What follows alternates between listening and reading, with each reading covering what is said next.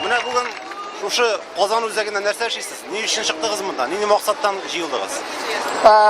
Беренчедән без монда реклама үзебезгә ясарга килдек. Кешеләр безнең өчен SMS голосование, SMS-калар җибәрсен. Нәрсә өчен SMS җибәрергә?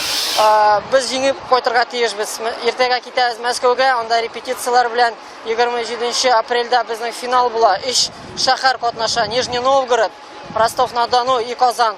Монда килдек үзебезне еще раз. Без татарлар, без Казаннан, без ныклы, без берләшкән команда булып күрсәтергә килдек монда. Юлны менә ябалар. Командада ничә кеше бар сезнең?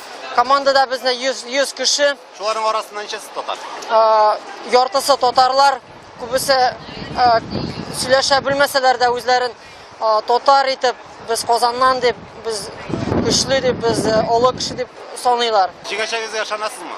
Әйе, без уже уверенно барабыз. Ничә уйлыйсың, менә мондый пиар рекламаларсыз гына җиңеп булыр идеме?